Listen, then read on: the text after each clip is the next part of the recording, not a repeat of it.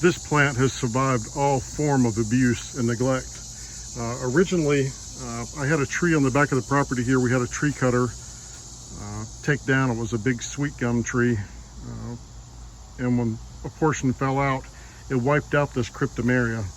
We just tore it up. It was never right since. So what I did was I just took a clipping off and stuck it in a pot. And I guess it was just one little stalk I stuck in a pot years ago. And then it laid in the yard when we weren't even living here for a while. The pot's pretty much disintegrated, but it survived. And I just pulled that stalk off of the original tree. I stuck it in some root hormone, stuck it in some potting soil, kept it wet for a week or two, and this tree has been practically indestructible. That being the case, I have a situation right now where I need about 60 trees in the next few years, and what I've decided to do is start taking clippings off this tree. Now this tree is the mother of all of what I'm going to show you in a little while here. Here's what I set up very early in May of this year. Today is the 26th of August, and on May 2nd, I put my cuttings in this case. I wired up three 5000K LED bulbs so that I could plug them in. I know it looks pretty bad there. Just so I'd have a constant light source. Plastic over a old concrete mixing tub I have, and solo cups with holes cut in the bottom so moisture wouldn't stay, or not too much water would stay on the bottom of them. And there's a mixture of peat moss and sand that they're in. And I cut each clipping from the plant and dipped it in root hormone, wet it in really well, sprayed everything, and kept it pretty much spritzed from May up until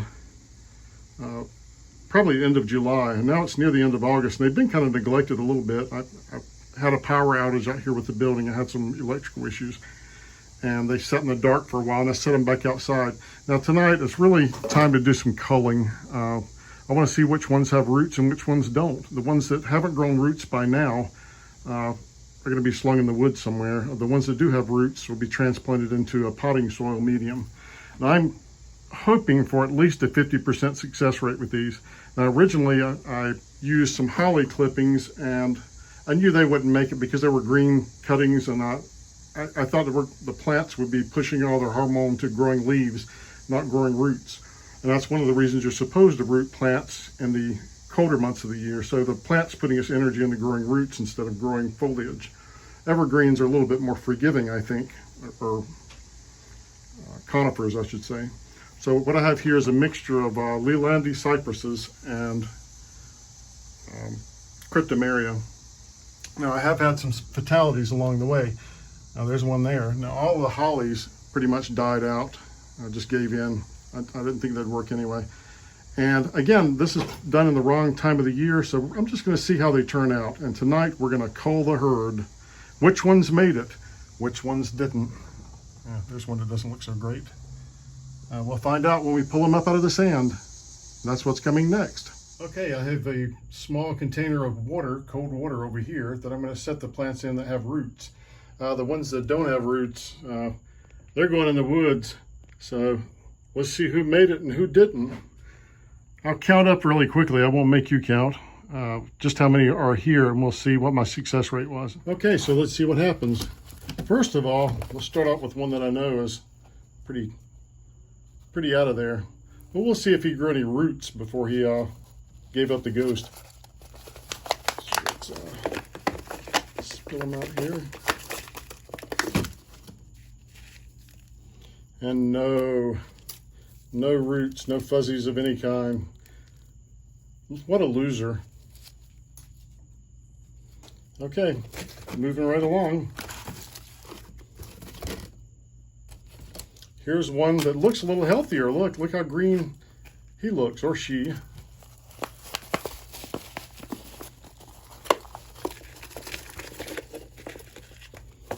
And looky there. We got some roots. Can you see those? Nice roots.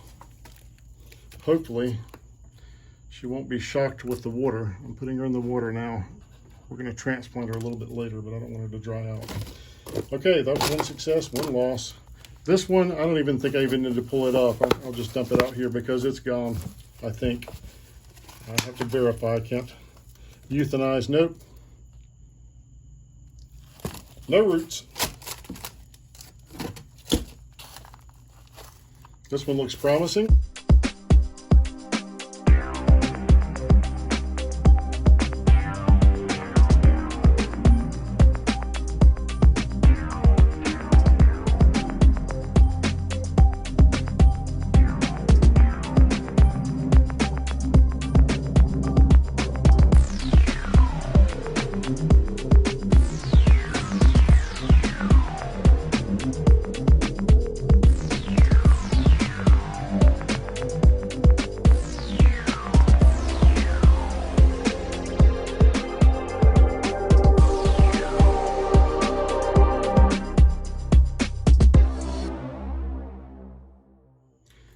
Now here's the result. Again, I grew these, clipped them, put them in hormone, and this was in North Carolina heat. I put them in May, 2nd of May. This 27th of August, I pulled them out, and out of 40 clippings, I have 19 successful roots. So that's almost a 50% rate. Not too shabby. Now, more of these will die, I'm sure, over this when I season them in, when I put them in the pots. I'm putting them in pots in groups. There's no sense really yet having individual pots for each one. I've got a few large pots and some clay pots I'll put them in for a while and some potting medium, just so they can grow and enjoy the autumn weather and the cooler weather to grow. I'll probably bring them inside or protect them from any freezing weather this year, their first year. But they should have some really thick roots and be some really virulent plants, the ones that survive the winter and the spring. So I'm thinking, and maybe 1 to 2 years, these will be ready to plant in the landscape. Fairly successful rooting experiment. Okay, I set them out here under the cover of darkness for the magic of nighttime. To live, not like your loser brothers. And okay, in the light of day, let's look at what I have here. Now, I will say that the Cryptomeria that I spoke so much about, I only have 3 successful rooted plants from that, and the rest of these are cypresses. So I have about 19 plants here that I'll be transplanting a little bit later into larger pots. But for right now, I just wanted them manageable and waterable.